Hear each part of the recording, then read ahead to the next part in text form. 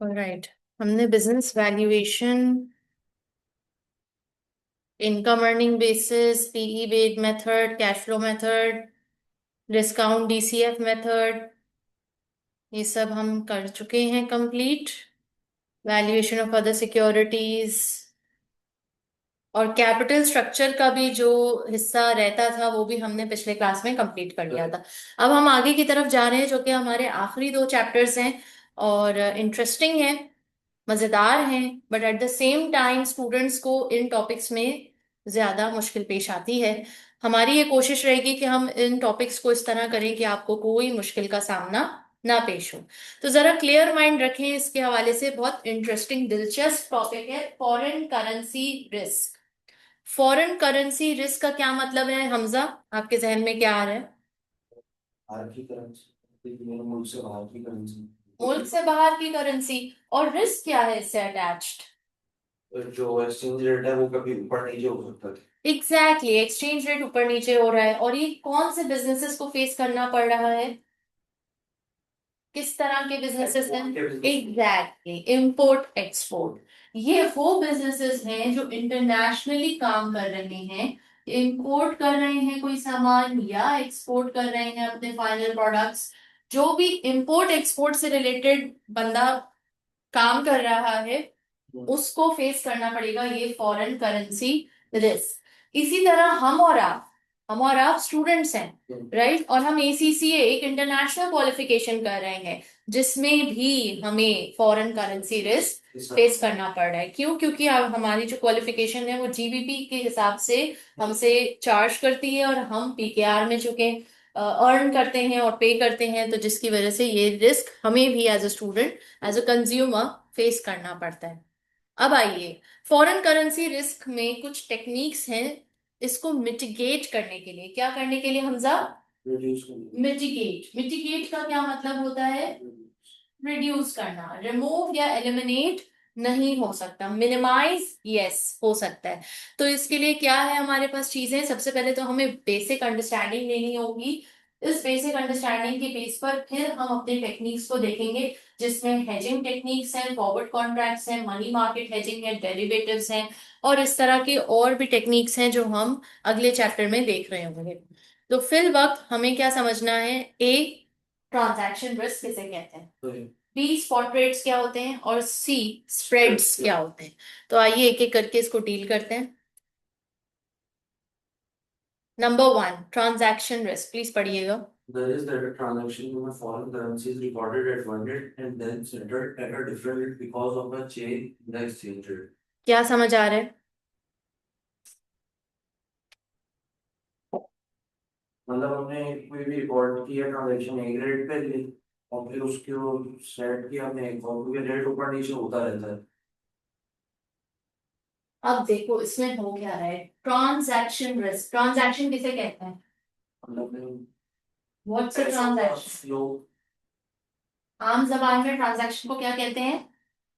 लेन then. Exactly, लेन then. लेन then, लेन then में arise होने वाला रिस्क।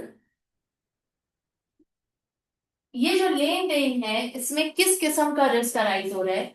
इसमें इस किस्म का रिस्क अराइज हो रहा है कि आपने आज की तारीख में सोचा कि मैं दिसंबर 10 में पेपर दूंगा एफएम। आज के तारीख, आज की तारीख में आपने जाकर एसीसीए ग्लोबल डॉट कॉम से जाके इसके इसकी चार्जेस पता की, प्राइस पता की। फॉर एग्जाम्पल पाउंड 159 चल रहा है। आपने कहा अच्छा 159 पाउंड, आपने फटाफट इसको आज के दिन कन्वर्ट किया। पीकेआर में है मोबाइल, निकालो, कन्वर्जन करो।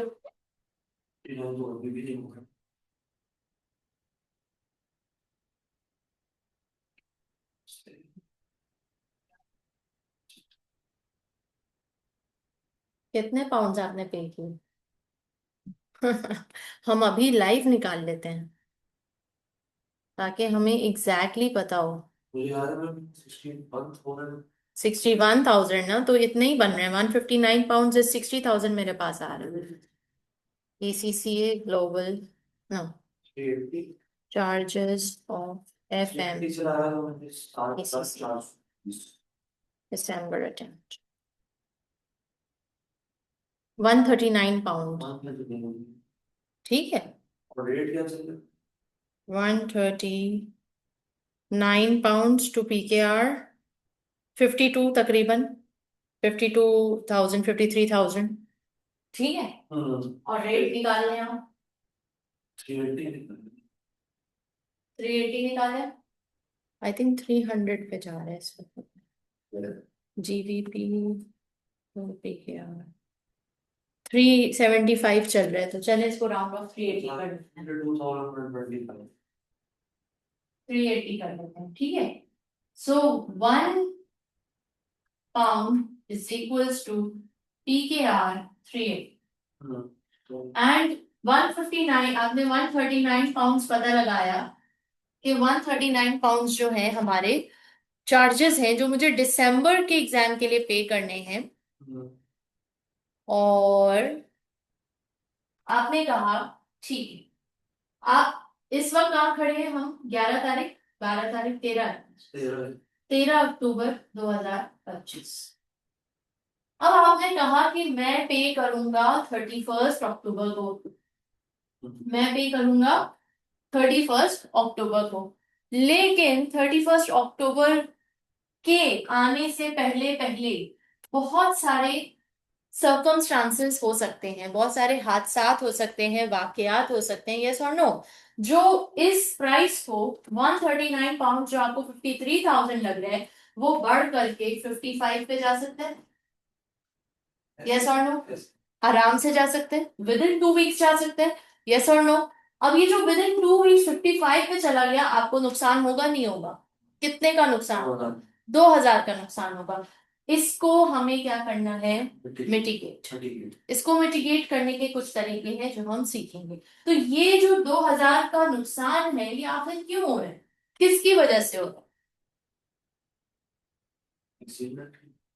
एक्सचेंज रेट की वजह से, फॉरेन करेंसी रिस्क की वजह से।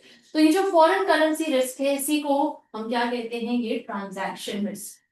ये क्या है, ट्रांजैक्शन, लेन देन में रिस्क यही है कि हमारी करेंसी डाउन हो जाए और फॉरेन कंट्री की करेंसी अप हो जाए, स्ट्रांग हो जाए, जिसके नतीजे में हमारे इदारे को या हमें नुकसान फेस करना पड़ेगा। अब आइए नेक्स्ट, टेक्निक्स वो कौन सी हैं जिसको हम सामने रखेंगे और जिसकी बेस पर हम अपनी वीक करेंसी को लॉस करने से बेहतर है कि हम उसको सेव करें, मिटिगेट करें, कुछ एक्शंस लें और हम इस 2,000 के लॉस से बच जाएं। ये तो अभी मैंने एक मिसाली कहा है 2,000, लॉस इससे भी बड़े हो जाते हैं और इन सब से बचने के लिए कंपनीज, इदारे एक्शंस लेते हैं, कुछ मिटिगेशन टेक्निक्स को यूज करते हैं। अब आइए, स्ट्रॉन्ग करेंसी किसकी है, जब भी हम एग्जाम पॉइंट ऑफ व्यू से बात करेंगे, हमेशा याद रखिएगा, जब भी हम एग्जाम पॉइंट ऑफ व्यू से बात करेंगे, आपकी करेंसी डॉलर में, आपकी करेंसी डॉलर में है, यानी स्टूडेंट की करेंसी या कंपनी, जो कंपनी ऑपरेट कर रही है लोकल कंट्री में, उसकी करेंसी क्या है, dollar. Always remember this from examination point of view. And जो आपकी फॉरेन करेंसी है वो कुछ भी हो सकती है, वो पैसो हो सकती है, वो PKR हो सकती है, वो कुछ भी हो सकती है।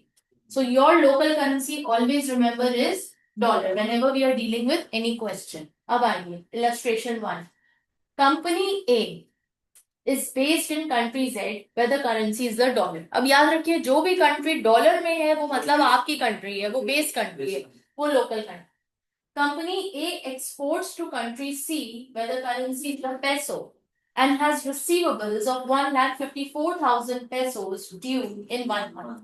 एक महीने के बाद ये रिसीवेबल्स क्या हो जाएंगे, ड्यू हो जाएंगे। अच्छा, आपकी कंपनी ए है, ए क्या कर रही है, ए क्या कर रही है, एक्सपोर्ट कर रही है, और ए किसको एक्सपोर्ट कर रही है, कंट्री सी को एक्सपोर्ट कर रही है। ये जो कंट्री सी है यहाँ पे पैसोस चल रहा है, और आपके यहाँ पे क्या चल रहा है, डॉलर चल रहा है। अच्छा, जब ये एक्सपोर्ट कर रहे हैं तो मतलब कंपनी ए को सी से पैसे मिल रहे हैं, यस और नो, तो रिसीवेबल्स, और ये कितने महीने में मिल रहे हैं, 1 महीने में मिल रहे हैं। ये कुछ फैक्ट्स एंड फिगर्स आपके सामने आते हैं।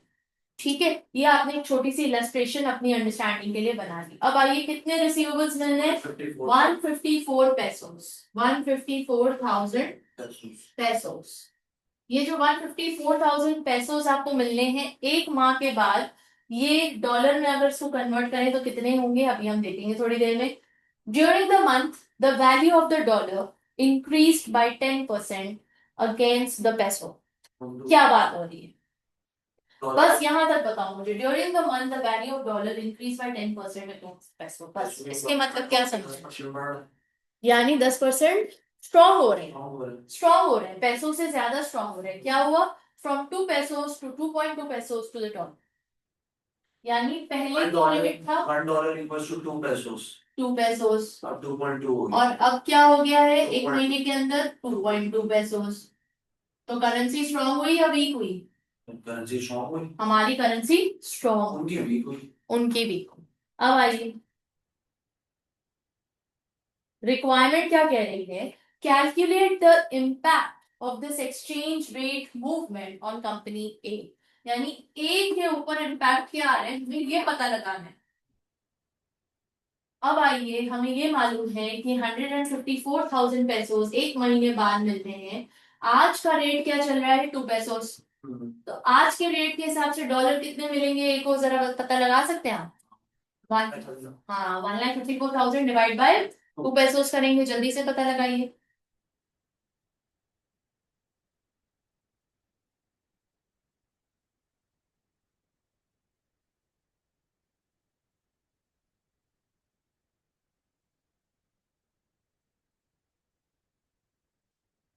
$77,000. 77 डॉलर्स। अब आइए 2.2 से डिवाइड कीजिए। 70,000. 70,000। नुकसान तो हुआ ही. अब बताओ किसका नुकसान हुआ? नुकसान तो ए का नुकसान हुआ। कितने डॉलर से नुकसान हुआ? 7,000 का रेवेन्यू लॉस. 7,000 का रेवेन्यू लॉस हो गया, just because it became strong. तो फैक्ट क्या पता चला कि जो एक्सपोर्टर है, जो एक्सपोर्टर है, अगर एक्सपोर्टर की कंट्री की करेंसी स्ट्रॉन्ग हो जाती है तो एक्सपोर्टर को नुकसान फेस करना पड़ता है। ये एक फैक्ट सामने आ गया। आइए जरा इसको देखते हैं। 77,000 revenue expected 1 month later, 70,000 received, foreign currency loss, $7,000 का नुकसान। सो देयरफॉर ये रूल सामने आ गया, अपने पास लिख लीजिए। Exporters in country Z lose when the dollar gets stronger। या इसको आम जबान में कहते हैं, exporters in local country lose when the dollar gets stronger. और लोकल कंट्री की करेंसी क्या है? डॉलर है, हमें मालूम है।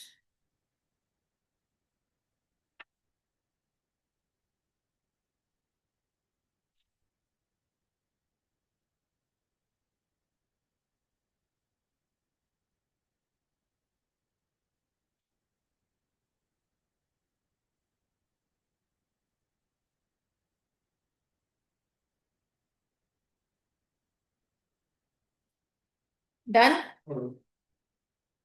अब आइए ये एक्टिविटी जरा इसको खुद से कीजिए।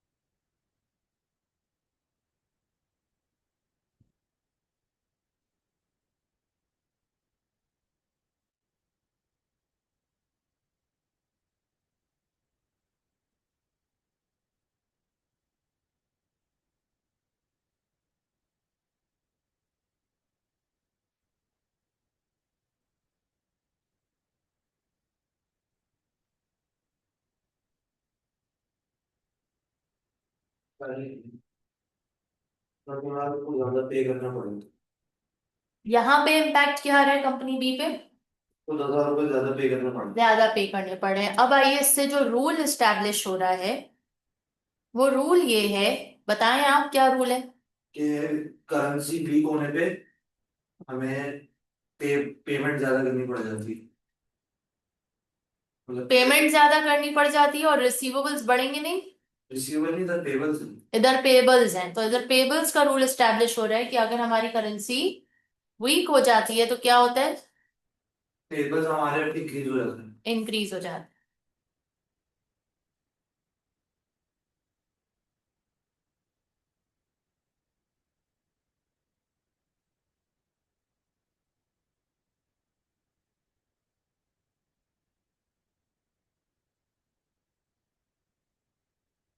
Importers in country Z lose when the dollar gets weaker. Importers के लिए लॉस हो जाता है, इंपोर्टर्स एंड एक्सपोर्टर्स। एक्सपोर्टर्स के लिए फायदा, एक्सपोर्टर्स का भी नुकसान हो जाता है जब कंट्री स्ट्रांग हो जाती है।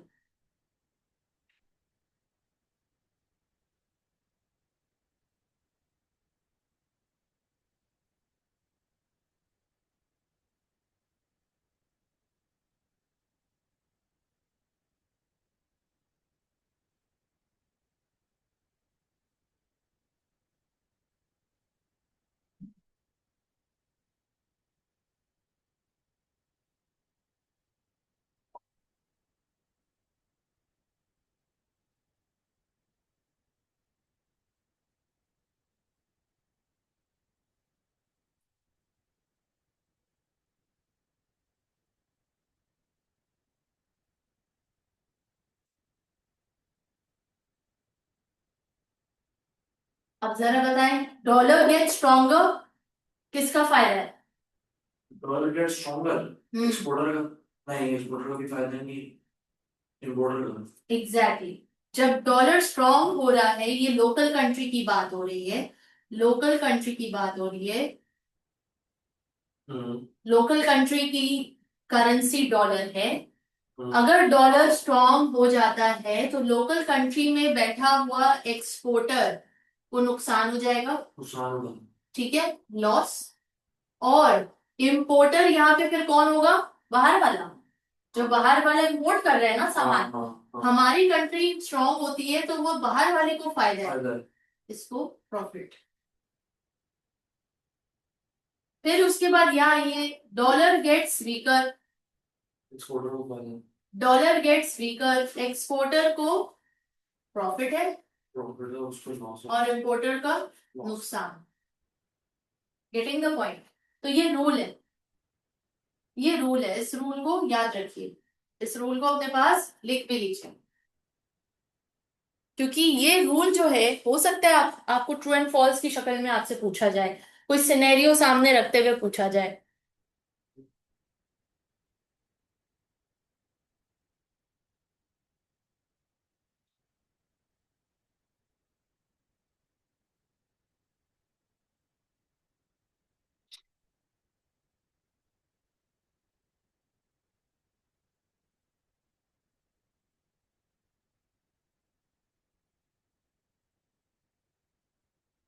Foreign currency risk is a two way risk. क्या कह रहे हैं? फॉरेन करेंसी का जो रिस्क है वो दो तरफा है, यानी फेवरेबल भी हो सकता है, एडवर्स भी हो सकता है। रिस्क है ना, रिस्क में फायदा हो जाए, रिस्क में नुकसान हो जाए। अब आइए, स्पॉट रेट किसे कहते हैं?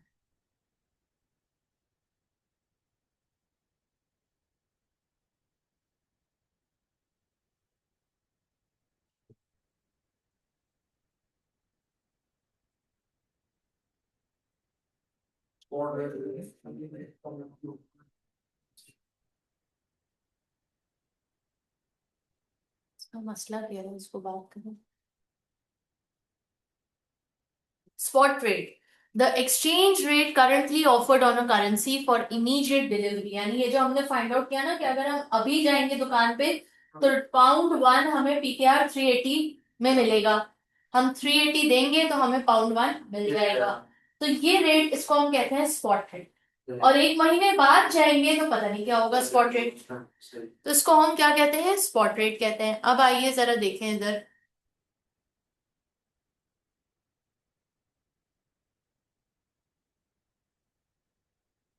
स्प्रेड किसे कहते हैं?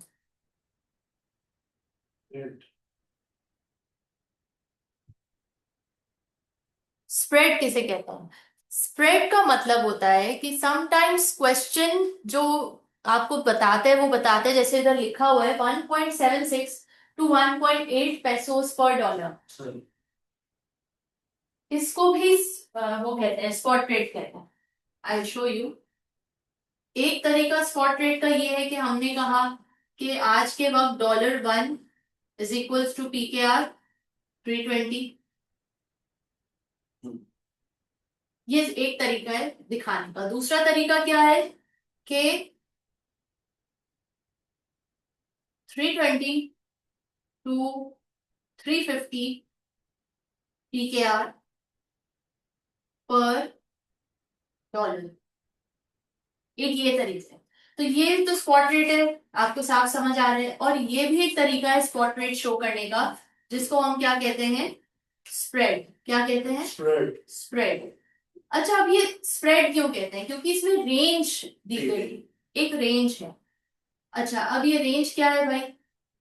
इसमें से एक बाइंग रेट है और इसमें से एक सेलिंग रेट है। यानी कि जब आप खरीदने जाओगे तो ये रेट पे खरीदोगे, और जब आप बेचने जाओगे तो इस रेट पे बेचोगे। अब नाउ ऑलवेज रिमेम्बर, मैंने क्या कहा, हम लोकल कंट्री में हैं और हमारी करेंसी क्या है, डॉलर। यानी इस वक्त डॉलर हमारी करेंसी है और हमें PKR चाहिए। तो PKR बाइंग रेट ये होगा, सेलिंग रेट ये होगा। एक सेकेंड।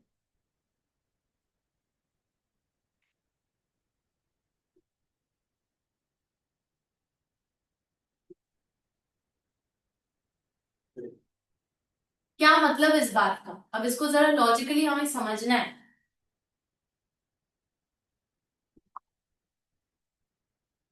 समीन, मुझे ब्लू कलर का मार्कर ला देंगे प्लीज? अभी रुकिए, अभी लिखिए नहीं, अभी पहले इसका कॉन्सेप्ट हमें समझना। अच्छा, मैं PKR का वर्ड हटा रही हूँ क्योंकि PKR से कंफ्यूजन ज्यादा हो जाएगी। हम यहाँ पे GBP लेंगे, ठीक है?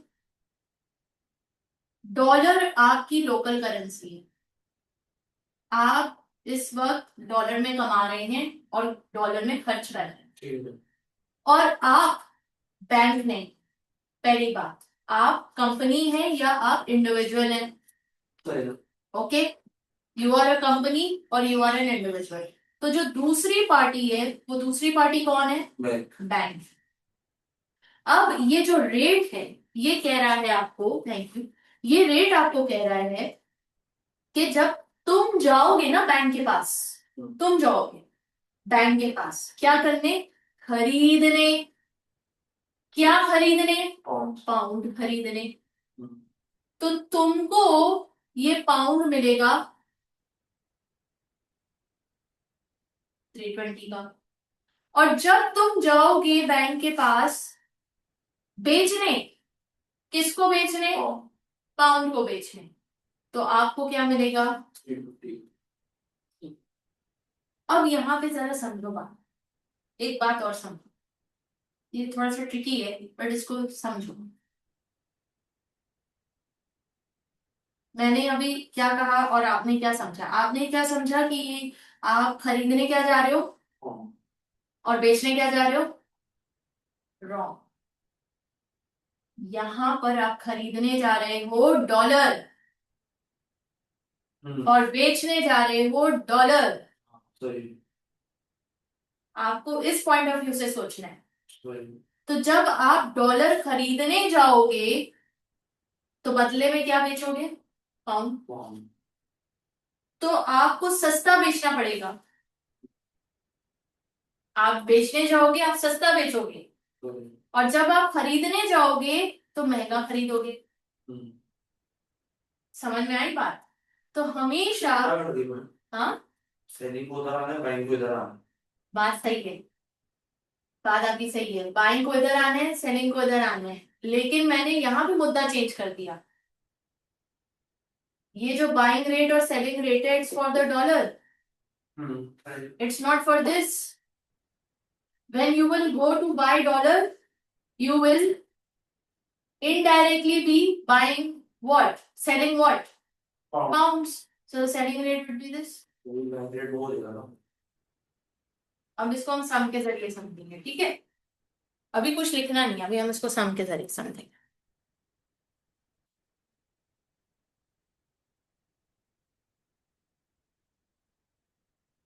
पढ़िए, lower rate higher rate, and importer sells, पढ़िए, Importer sells dollars to a bank exchange for a foreign currency and so receives the lower rate when selling dollars to a bank. Higher rate when a bank sells dollars at this rate. An exporter buys dollars from a bank in exchange for foreign currency and so pays the higher rate when buying dollars from a bank. Spreads can be shown in the different good morning for one of these methodologies should be then. अब यहाँ पे देखिए क्या लिखा है, bank buys dollars at this rate, bank खरीदेगा lower rate पे 1.76, यानी कि आप क्या कर रहे हो, सेल कर रहे हो, ठीक है? आप सेल कर रहे हो, बैंक खरीद रहे हैं, आप जो सेल कर रहे हो आप लोअर रेट पे सेल करोगे, और बैंक जो खरीदेगा वो लोअर रेट पे खरीदेगा। तो ये बैंक का बाइंग रेट 320 है और बैंक का सेलिंग रेट 350 है। अब समझ आई कहानी पूरी? तो बैंक का बाइंग रेट 320 है, बैंक का सेलिंग रेट 350 है। वो बेचेगा तो महंगा बेचेगा, वो खरीदेगा तो सस्ता खरीदेगा। अब आप देख लो आपने क्या करना है। सही।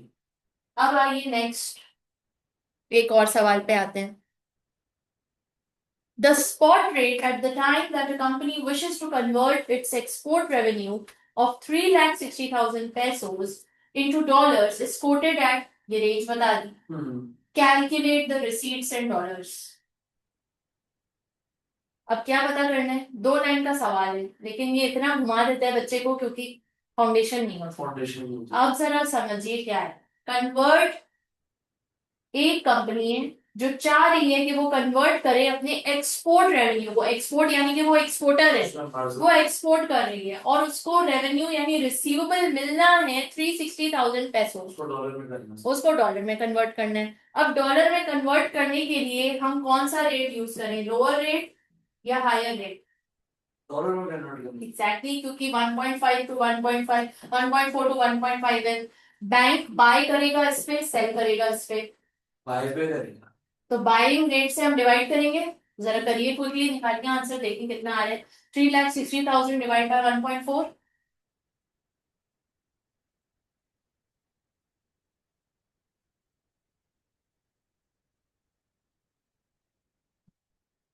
यार हम 2,57,149। 2,40,000। अब ये क्या हुआ, अब देखो, अब क्या हुआ, अब समझो बात को। इन्होंने डिवाइड किया हायर रेट से, क्यों भैया, क्यों भैया? समझो, exporter buys dollars from a bank in exchange for a foreign currency and so pays the higher rate when buying dollars from a bank। यहाँ पे मैंने आपको दो बातें कही थी, दो बातें। क्या बात कही थी मैंने? नंबर 1 बात मैंने कही थी कि ये बैंक के पर्सपेक्टिव से, क्या बात कही थी? बैंक के पर्सपेक्टिव से, बैंक के पर्सपेक्टिव से है कि बैंक जब बाय करेगा तो ये रेट पे, जब बैंक सेल करेगा तो ये रेट पे, ठीक है? और फिर मैंने दूसरी बात ये कही थी कि बैंक के पर्सपेक्टिव से किस करेंसी की बात हो रही है, डॉलर करेंसी की। तो बैंक जब डॉलर खरीदेगा तो इस रेट पे, बैंक जब डॉलर बेचेगा तो इस रेट। एक्सपोर्टर है वो तो एक्सपोर्टर है, एक्सपोर्टर है, एक्सपोर्टर क्या चाह रहे हैं, एक्सपोर्टर के लिए 22 वर्ष हो गए। अब ये पैसों में आ गई, ठीक है? एक्सपोर्टर को पैसों मिला और एक्सपोर्टर ने क्या किया, उसको बैंक के पास जाके पैसों देके डॉलर लेना है, तो बैंक तो सेल कर रहे हैं ना फिर डॉलर, तो फिर हम हायर रेट पे ही डिवाइड करेंगे ना। तो 3 लाख कितने थे, 60,000 360,000 divided by 1. 240.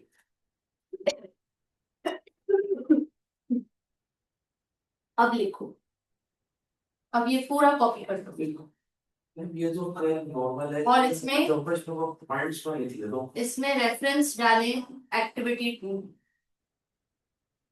ताकि अगर इस पूरी चीज को समझना होता है, ये मैं बोल रही हूँ ये लाजमी है, ये दो पर्सपेक्टिव ये कोई समझता नहीं है चलो मैं और ना कोई समझाता है, और इसलिए बच्चा सवाल में ही उलझता रहता है, कंफ्यूज रहता है कि कभी कुछ बोल रहे हैं कभी कुछ बोल रहे हैं।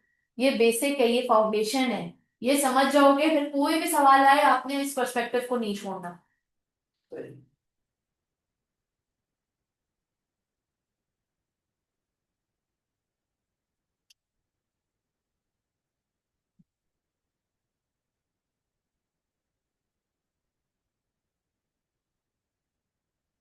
अगर इस पर्सपेक्टिव को आपने पकड़ लिया ना, this is like your anchor, anchor को पकड़ लिया, कोई मर्जी सवाल आ जाए आपको कोई सवाल घुमा नहीं सकता। इस चैप्टर का इम्पोर्टेंस है क्योंकि एफएम में और है ही क्या, यही असल चीज ही एक ये है, और एक वो है कैपिटल अप्रेजल, इन्वेस्टमेंट अप्रेजल जिसे कहते हैं, बाकी सब तो थ्योरी है ज्यादा। बीटा इक्विटी, बीटा एसेट, वो वाला भी एक चैप्टर है इम्पोर्टेंट। बैक वेटेड से ज्यादा ये स्कोरिंग बहुत है। अगर एक पूरा एमटीक्यू तुम्हारा 10 मार्क का पूरा एमटीक्यू आ जाए इस फॉरेन रेट एक्सचेंज रेट पे, तो फिर 10 मार्क पूरे के पूरे। सिर्फ आपको ये समझना है कि डिवाइड किससे होगा। अब देखो ऊपर वाला हमने जब ट्राई किया तो डिवाइड गलत कर दिया ना हमने, हालांकि क्या था, सिर्फ 2 लाइनों का सवाल था, सिर्फ डिवीजन गलत करने से हमारा आंसर रॉन्ग हो गया, तो 2 मार्क मुफ्त के जो मिल रहे हैं वो क्यों गवाए। समझ गए। अब आइए अगले सवाल की तरफ जाएंगे।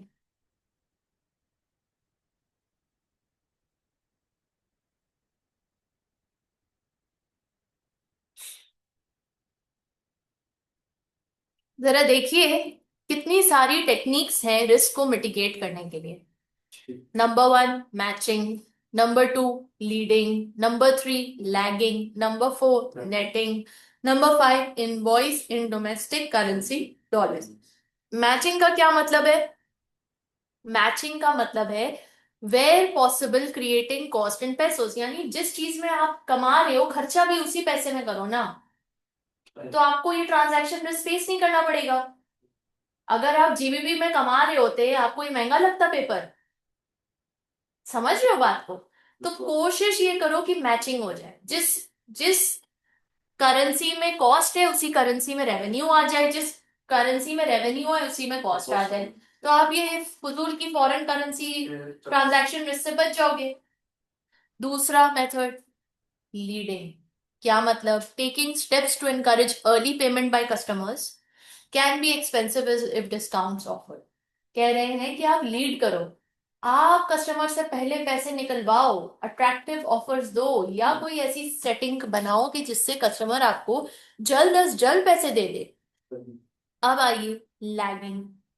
Lagging delay conversion into dollars to allow matching against पैसों कॉस्ट, यानी कि जल्दबाजी नहीं करो। अब जैसे इसमें हमने पैसों को एक्सचेंज करके डॉलर लेना था, तो जल्दबाजी नहीं करो, पैसों में पड़े रहे।